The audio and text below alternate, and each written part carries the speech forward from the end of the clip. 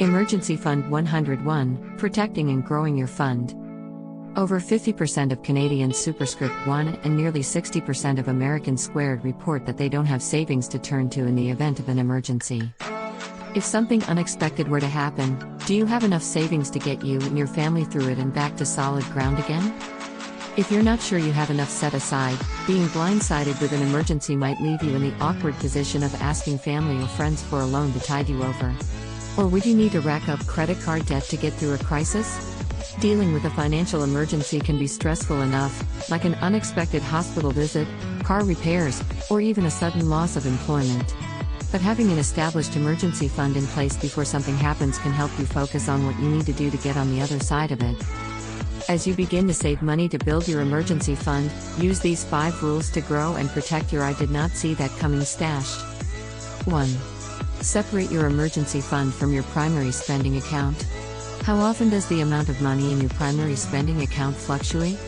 Trips to the grocery store, direct deposit, automatic withdrawals, spontaneous splurges, the ebb and flow in your main household account can make it hard to keep track of the actual emergency money you have available. Open a separate account for your emergency fund so you can avoid any doubt about whether or not you can replace the water heater that decided to break right before your in-laws are scheduled to arrive. 2. Do not touch this account. Even though this is listed here as rule number 2, it's really rule number 1.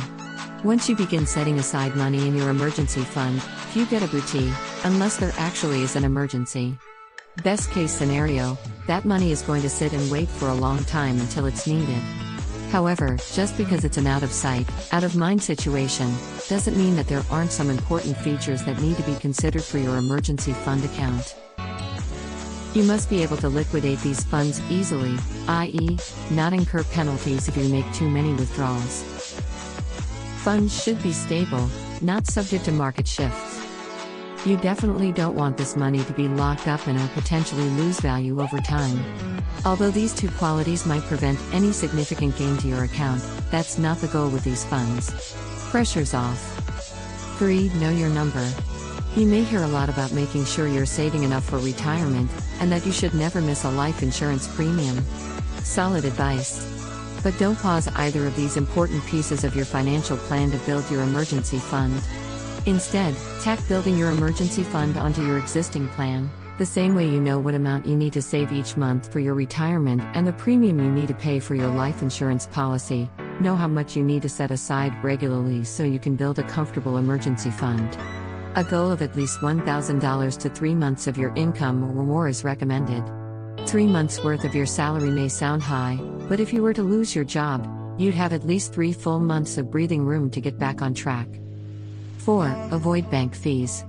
These are emergency fund public enemy number 1. Putting extra money aside can be challenging. Maybe you finally come to terms with giving up the daily latte from your local coffee shop. But if that precious money you're sacrificing to save is being whittled away by bank fees, that's downright tragic. Avoid feeling like you're paying twice for an emergency, once for the emergency itself and second for the fees, by using an account that doesn't charge fees and preferably doesn't have a minimum account balance requirement, or has a low one that's easy to maintain. You should be able to find out what you're in for on your bank's website or by talking to an employee. 5. Get started immediately. There's no better way to grow your emergency fund than to get started. There's always going to be something. That's just life. You can avoid that dreaded phone call to your parents, or your children. There's no need to apply for another credit card, or 2. Start growing and protecting your own emergency fund today, and give yourself the gift of being prepared for the unexpected.